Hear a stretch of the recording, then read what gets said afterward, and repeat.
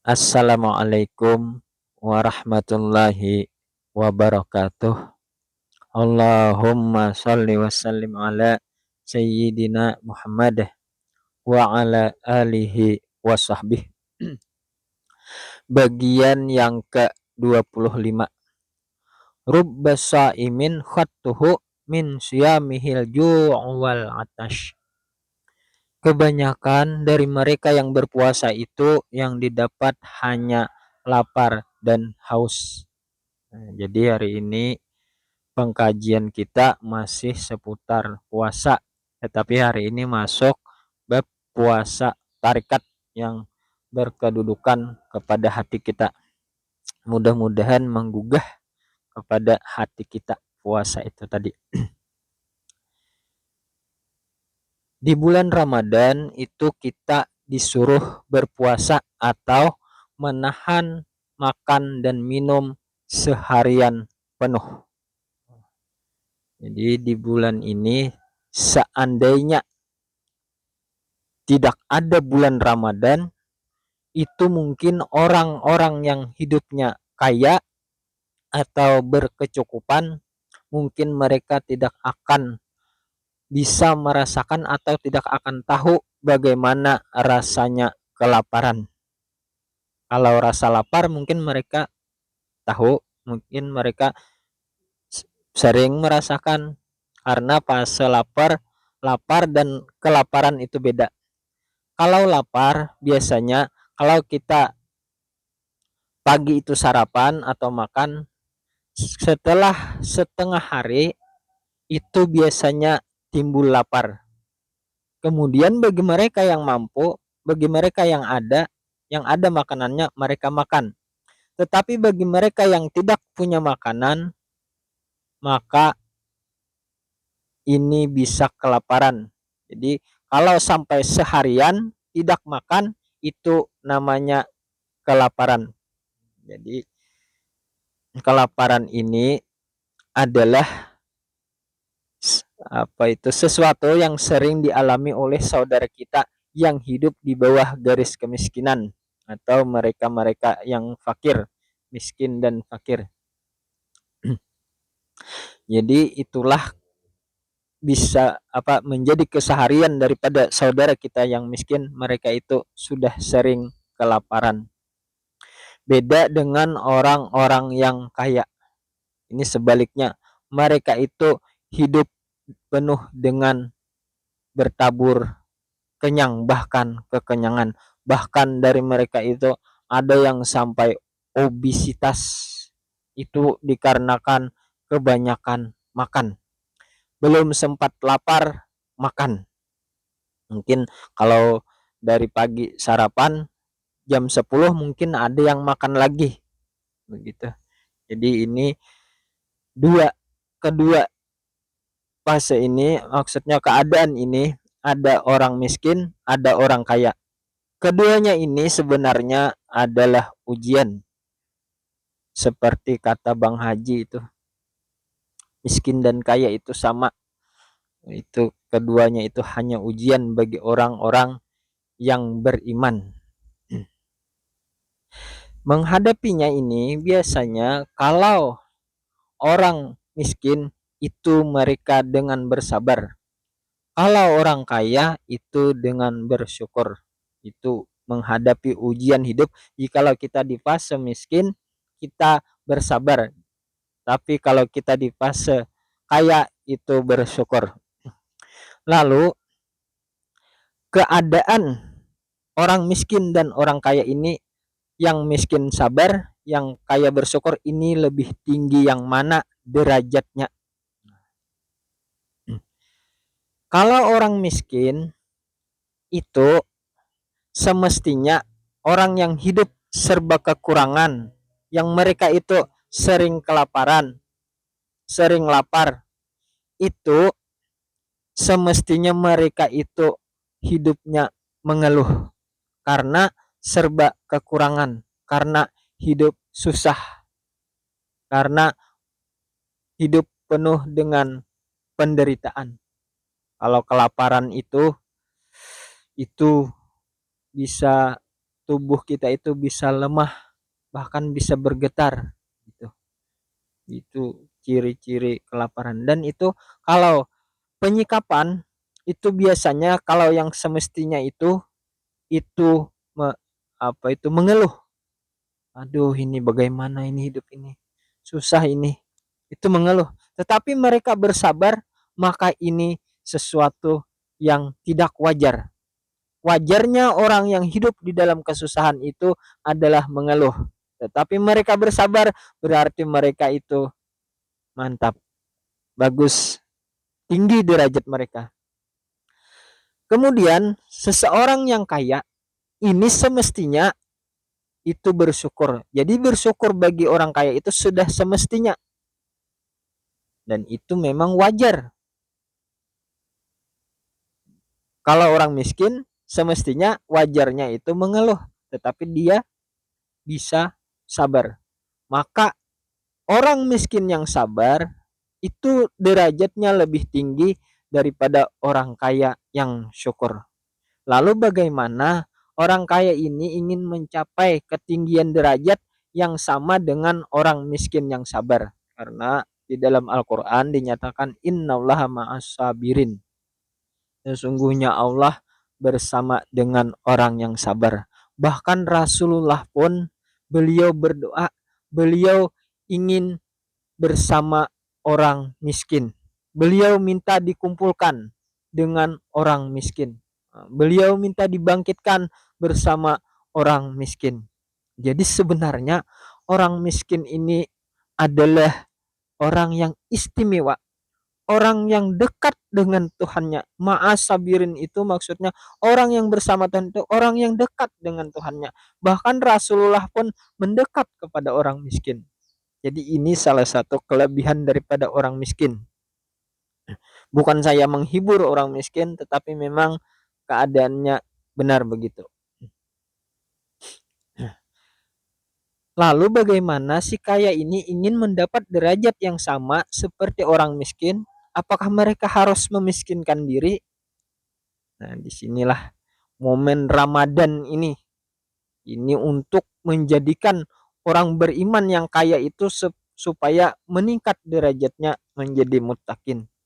Jadi supaya sama dengan orang miskin.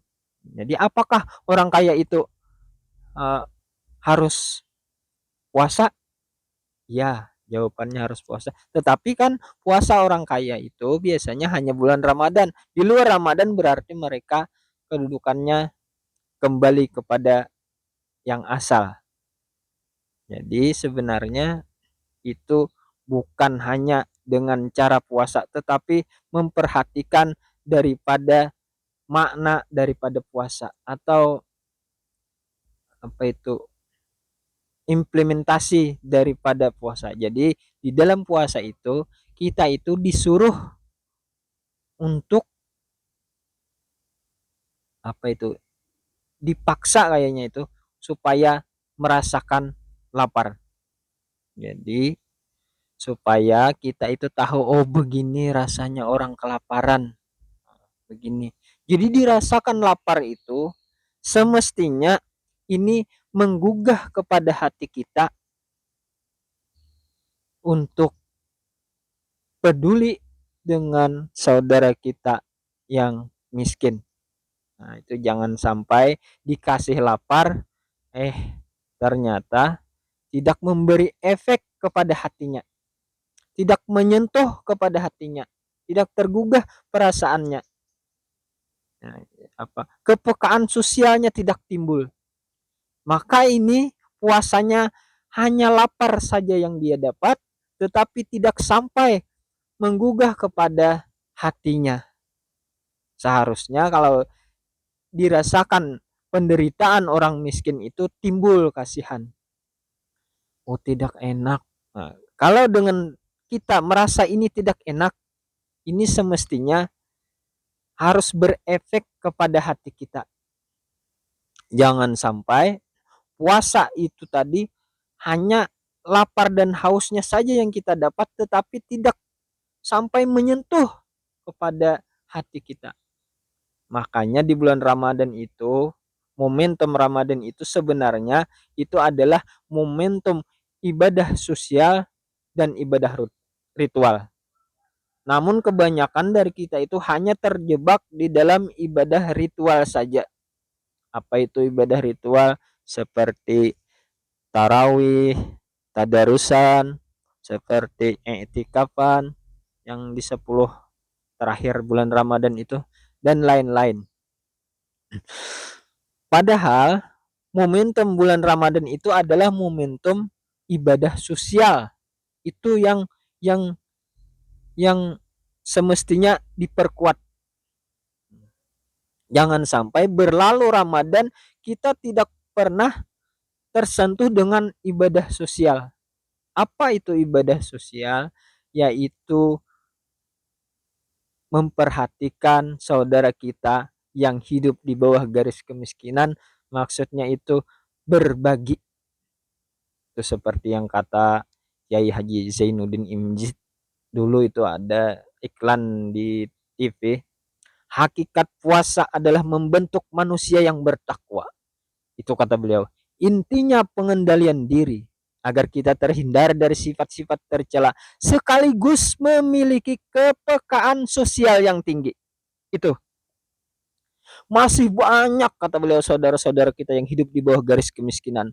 Kalau di bulan ini diberikan rezeki, jangan lupa di sana ada hak anak-anak yatim, janda-janda tua, orang tua jompo yang tidak mampu. Begitu kata beliau. Bulan ini bulan penuh berkah, rahmat dan ampunan. Semoga kita dapat mengisinya dengan ibadah. Amin, amin ya rabbal alamin. Itu beliau menyuruh kita memperhatikan.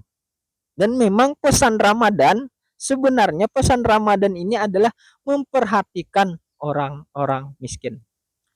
Rasulullah Shallallahu Alaihi Wasallam pada ketika masuk bulan Ramadan, beliau itu banyak berwasiat tentang sedekah.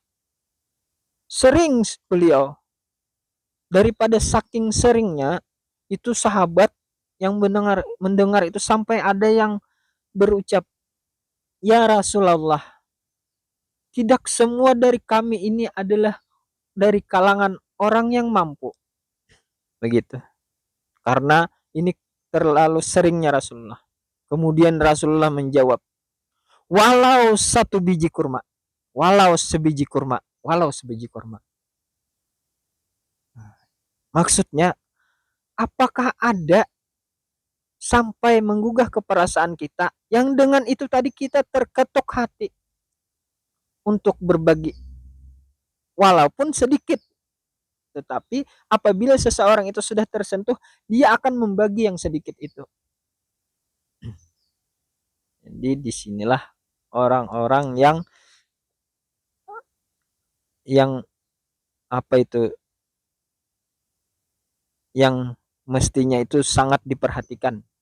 Jangan sampai berlalu Ramadan, selesai Ramadan, sudah tidak ada orang miskin yang kita bantu. Jadi kalau tidak orang kaya, kemudian siapa lagi yang akan membantu mereka?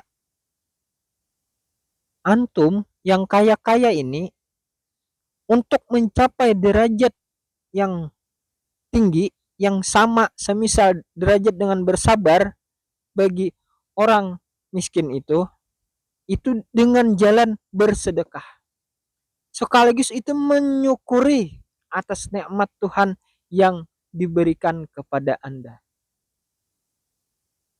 Syukur itu, yang menyukuri harta yang berlebih itu dengan menyedekahkan.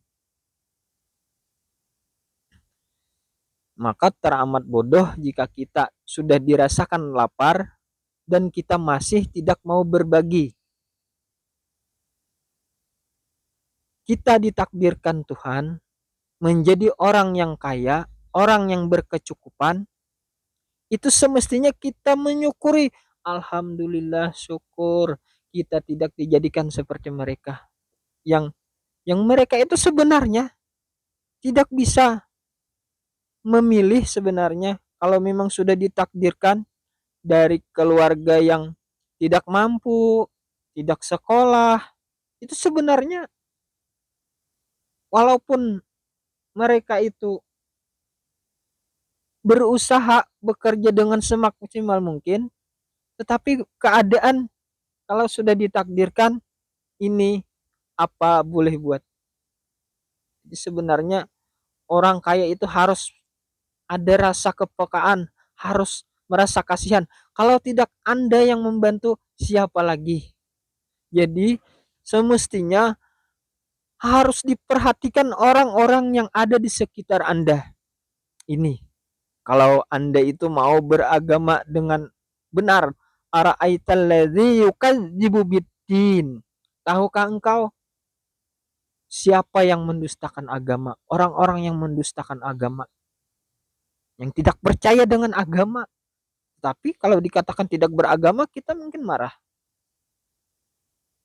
Jawabannya adalah fadzalikal ladzi yad'ul yatim wala yahuddu ala ta'amil miskin. Jadi semestinya harus memperhatikan orang miskin. Kalau tidak memperhatikan, Anda seolah-olah tidak percaya dengan agama. Dusta saja agama Anda itu.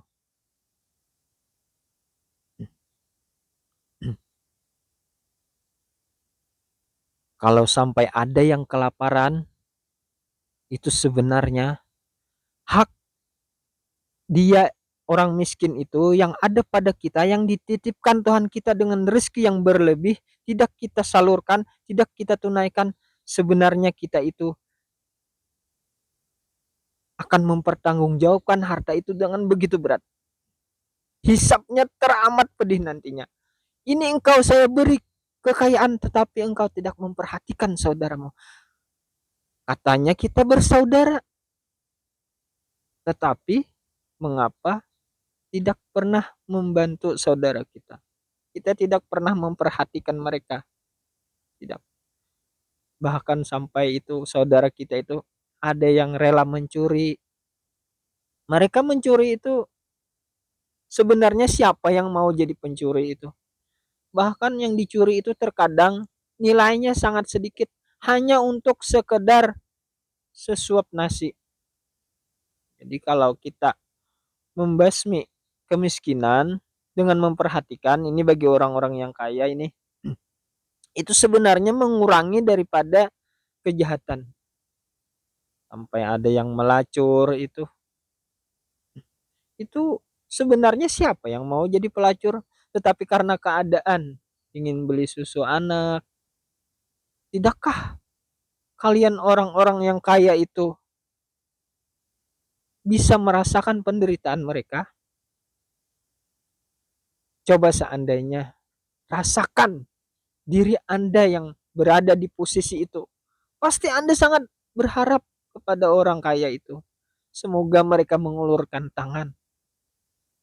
Siapa lagi kalau bukan Anda-Anda yang berkelebihan. Kalau saya itu diberikan, saya bercita-cita begitu. Kalau saya diberikan harta yang banyak, menjadi miliarder seumpama, maka akan saya habiskan orang-orang miskin di kampung saya. Memberi itu solusi, tetapi idealnya itu memberikan jalan pekerjaan kepada mereka. Seumpama kita membuat apa begitu supaya menarik pengangguran atau supaya membuat bekerja gitu. Jadi orang-orang kaya itu sebenarnya bisa membuat lapangan kerja yang miliarder itu ya. Bikin lapangan kerja itu untuk orang-orang rakyat bawah, orang-orang miskin, bikin itu. Dan jangan pakai ijazah. Kami orang-orang miskin, mereka yang miskin itu, mereka tidak punya ijazah. Ada yang SD tidak tamat, bahkan ada yang tidak bisa membaca. Jadi kalau Anda itu ingin membantu yang berkesinambungan, bikin lapangan pekerjaan untuk mereka dan digaji dengan gaji yang layak. Sambil-sambil membantu supaya harta yang Anda miliki itu bermanfaat. Seandainya nanti ditanya untuk kemana engkau gunakan harta ini adalah untuk menambah kesyukuran, yaitu dengan jalan mempekerjakan orang-orang miskin. Seandainya kalau di dalam pekerjaan pabrik itu memerlukan keahlian khusus, terutama apa itu yang mesti sekolah begitu, itu diajari, bisa bisa mereka itu diajari. Kalau yang memang benar-benar tidak bisa, kan ada tempatnya itu yang pakai tenaga. Sebenarnya bisa kalau mau diajari. Sama memiliki 5 jari, sama memiliki pikiran, itu sebenarnya bisa saja kalau Anda ingin membantu gitu. Jadi kalau tidak Anda, siapa lagi? Jangan sampai harta yang Anda miliki ini tidak bermanfaat bagi umat Rasulullah, yang dalam kategori hati itu penyakitnya itu adalah bakhil, pelit. Nah, al bakhilu aduwullah. Orang pelit itu musuh Allah. Walau kana abid aliman, sekalipun orang itu berilmu. Jadi ilmu itu tidak bermanfaat jika masih ada pelit di dalam diri. Tidak bermanfaat ilmu itu. Karena apa? Karena adulah, musuh daripada Allah. Luar biasa ini sebenarnya ini, kalau dikatakan adulah, itu saya sendiri itu takut. Takut menjadi musuh Allah.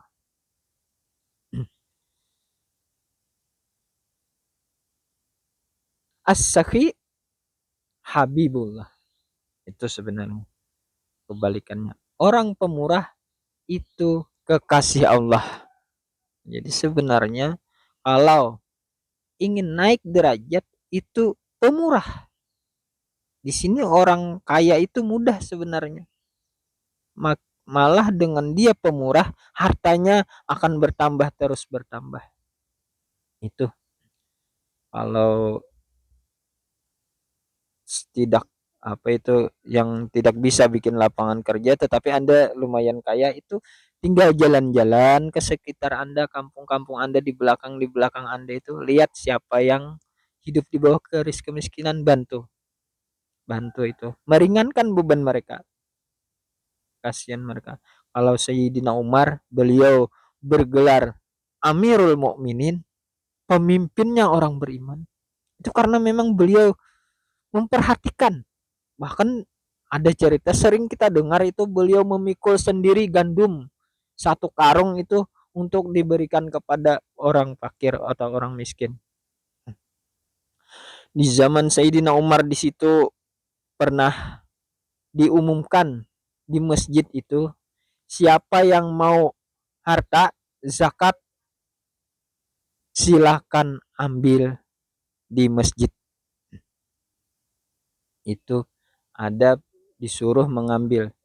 Lama itu tidak ada yang mengambil. Itu daripada suksesnya Sayyidina Umar, beliau memperhatikan. Tidak ada yang mengambil. Pada ketika ada satu orang yang datang, ternyata yang datang itu juga mengantarkan zakat. Jadi ini sukses seorang pemimpin. Itulah apa itu, kalau kita, kalau saya itu dijadikan pemimpin, saya bercita-cita begitu juga, tetapi apalah daya, saya hanya bisa menyeru, semoga orang-orang kaya ini memperhatikan. Semoga di bulan ini kita itu menjadikan hati kita itu peka, dan sampai seterusnya kita ini terus memperhatikan mereka. Memiliki kepekaan sosial karena kita sudah merasakan bahwasanya tidak enak itu yang namanya lapar. Betapa susahnya itu lapar. Jadi puasa tarekat ini, arti puasa itu menahan menahan hati itu dari sifat bakhil. Pertama itu, jangan sampai kita itu bersifat pelit. Ditahan itu hati kita Jangan sampai kita itu tidak peduli. Bakhil itu sebenarnya itu adalah pertanda seseorang itu teramat hubbud dunia, teramat dia mencintai dunia. Seseorang yang kuat kecintaannya terhadap dunia itu biasanya pelitnya minta ampun. Itu pada nanti sakaratul mautnya dia, orang yang hubud dunia kuat, itu teramat sakit matinya, teramat pedih karena dia tidak ingin berpisah, karena terlalu cinta. Itu mengakibatkan dia itu sakaratul maut yang bersangatan pedih, yang sangat sakit karena dia tidak ingin berpisah itu, makanya dipaksa itu laksana apa itu kain yang tersangkut di duri, makanya dicabut itu luar biasa sakitnya. Jadi untuk untuk salah satunya meringankan daripada sakaratul maut Anda, wahai orang-orang kaya, itu lepaskan sebagian harta. Jangan hanya yang dilepaskan itu sebatas zakatnya saja, yang 2,5% atau 5%. Jangan sekedar itu, tetapi lepaskanlah itu sampai kepada sedekah tingkatannya. Jadi kalau zakat itu memelihara harta, sedekah itu menambah harta. Jadi kalau perhitungan matematika dalam hal burhan atau keimanan itu, kalau 10 dikurang 1 itu sama dengan 19 begitu. Jadi bukan 9 karena yang satu itu berganda 10 kali lipat. Jadi 10 tambah 9 sama dengan 19.